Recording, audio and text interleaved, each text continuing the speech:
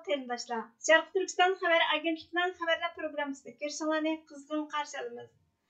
Eng oldi bilan xabarlarimizning qisqacha mazmunini diqqatingizga sunamiz. Xitoy koronavirusining insonni %100 o'ldiradigan yangi turini ijod qilgan. Xitoy Arab Birlashma Ellarini ziyorat qilgan. Besh burchaklik bino Xitoy sun'iy idrok olimini mablag' bilan ta'minlashga aloqador savollarga duch kelgan. Tunda tafsiliy mazmunini diqqatingizga sunamiz. Xitoy koronavirusining insonni %100 o'ldiradigan yangi turini ijod qilgan. Cho'ngroq Kashmir xabar torining 18 yanvar kunidagi xabarida aytilishicha, rasmiy oshkora bo'lmagan tadqiqotlarga qaraganda Xitoyning olimlari chashqanning ustida insonlarning 100% genini oladigan koronavirusining boshqa bir turi haqida tadqiqot olib borgan. G2.5 deb ataladigan bu virusning tiniga insonning ACE2 geni yetkazgan chashqanni o'ldirish nisbati 100% bo'lgan. Bu tadqiqot dastlabki qadamda Bayuri SIV sahifasida e'lon qilingan bo'lib, texnik tekshirilmagan.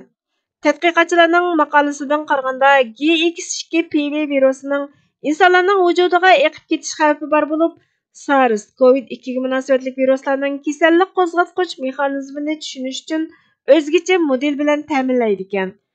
Ajallik G2.5 virusi 2017 yili Malayziya pangolinlarida bayqalgan koronavirusi tuqqani GX2017 ning o'zgargan shakli ekan.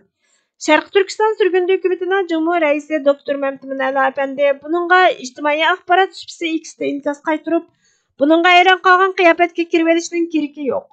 Bu hokimiyat COVID-19 ning kelib chiqishiga sababchi bo'lgan dunyoviy falokatlardan javobgarlikqa surishda qilinmagan Sharq Turkistondagi Uyg'ur va boshqa Turkiya xalqlarga irqiy qirg'inchilik yurgizayotgan sotsial kredit sistemasi orqali hokim mutlaqlik bilan kontrol qilishni kuchaytirib, xalqni qul qilayotgan virus, urush va boshqa buzg'unchilik harakatlari orqali insoniyatni yo'q qiladigan hokimiyat dedi.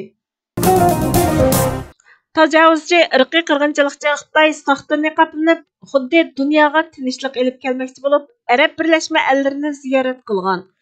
Arab ellarining aqlsiz diktator katiboshlari Alloh dushmani insoniyatning kushandisi Xitoyning g'olchiligini qilishni izchil davomlashtirgan.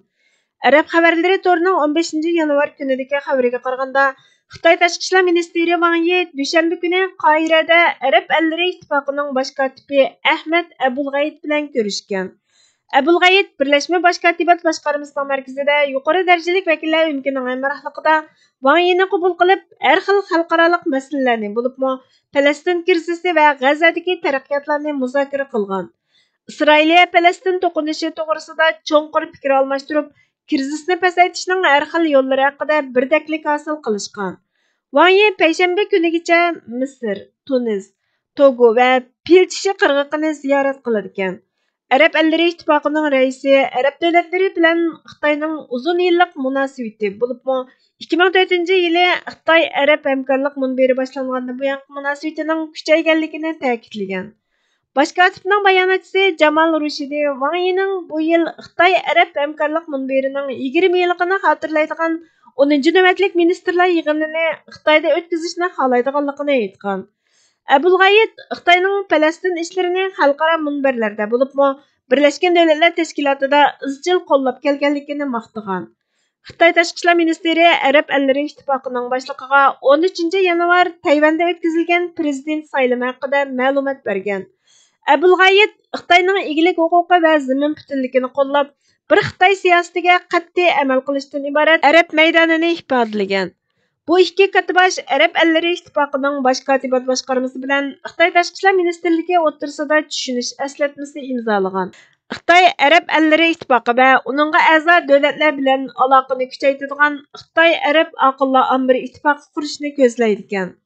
Sharq Turkiston surgundi hukumatining tashqi ishlar ministri Salih Xudoyor apandi 15 yanvar kuni ijtimoiy axborot supsi X'da buningga inkas qaytirib, xalqaro jamiyat bo'libmi, erkin dunyo, mustaqil, to'liq egilik huquqli Sharq Turkiston davlatini qaytadan qurib chiqishi hamda Xitoyning Sharq Turkistonda olib berayotgan mustamlikachilik, irqiy qirg'inchilik va ishg'oliyat harakatining to'xtatilishini talab qilish kerak dedi. Besh burchaklik bino Xitoy sun'iy idrok olimini mablag' bilan ta'minlashga aloqador savollarga duch kelgan.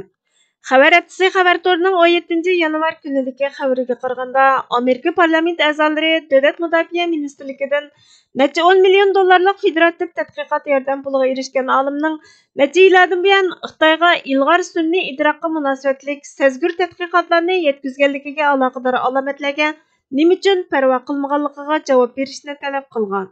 İki palata komiteti ve üç tarmak komitetining raislari federatsiya hukumat organi bo'lgan Davlatlik ilm-fan fondi va Kaliforniya universiteti Los Angelesdan nima uchun Xitoyda tug'ilgan olim Sun Chunjuga aloqador uchurlarga diqqat qilmaganligini so'ragan va buningga aloqador maktubni 3 o'rinning hammasiga avatgan. Xabar haftasi o'tgan yil noyabrda Juning zo'r darajada harbiy unumga erishtiradigan texmi ilg'or sun'iy idrok tadqiqotiga yetakchilik qilish uchun 300 million dollar yordamni olganligini oshkorlagan. Maktubda parlament a'zolari axborot jamiyati va ilm-fan tadqiqot mutaxassislarining Xitoyning Amerikadan fan texnika va harbiy ustunlikni talashishiga markazlashganligi, inchki texnikalarni yo'qotib qo'yganligi to'g'risidagi andishining kuchayayotganligi aks ettirilgan.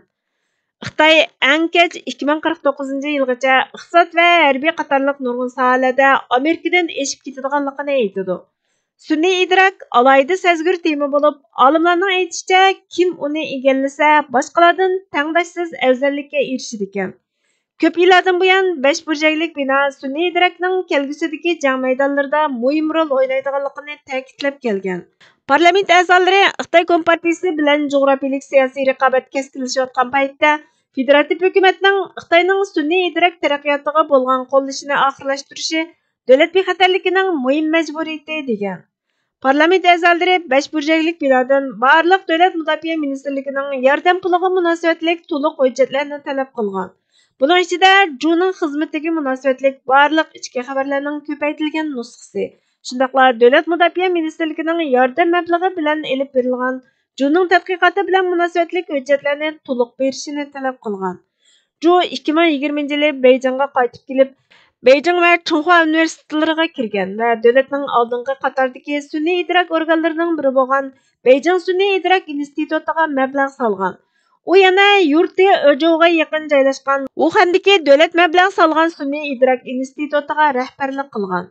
Parlament a'zolari Xitoy Xalq Jumhuriyati qo'llagan ixtisosliklarni taklif qilish programmasiga qatnashuvchilarning sezgur va ilg'or texnika bilimlarni qonunsiz yetkishi kishini cho'chitadigan darajada kengaydi va davomlashmoqda degan. Xatlarda yana Juning Xitoyning ixtisosliklar planining a'zosi ekanligi bayon qilingan. Bularning ko'pinchisi Xitoy davlati tarafidan bevosita mablag' bilan ta'minlangan bo'lib, hammasi bosish xarakterli texnika, dastlabki bosqichdagi ideya va bilimlarni Xitoyga yetkazishni maqsad qiladi ekan.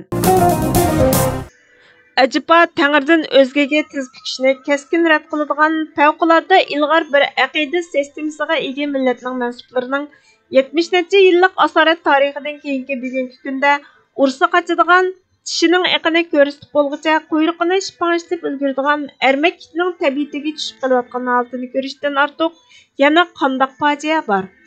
Acaba Tangirdanlik kutiladigan qandoqligi imkoniyat, rahmat, shafqat va tevinishlar bo'lsa, umid va chiqish yo'li bo'lsa, ustunlik va tortuq, izzat, hurmat, kechirim va beg'ishlash bo'lsa, hammaga ko'z yumib turib, faqatla mustamlikchisidan kutalaydigan holga kelib qolishiga shohid bo'lishdan ortiq yana nima tragediya bo'lsin?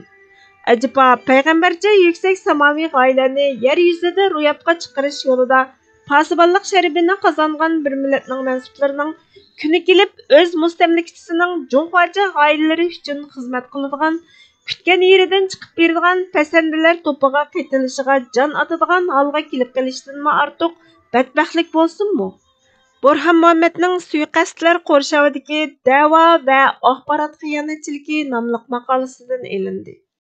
Bizga vaqt ayirganingiz uchun ko'pdan ko'p rahmat. Kelar qatimqi programmamizda ko'rishguncha Allohga omonat bo'lgaysizlar.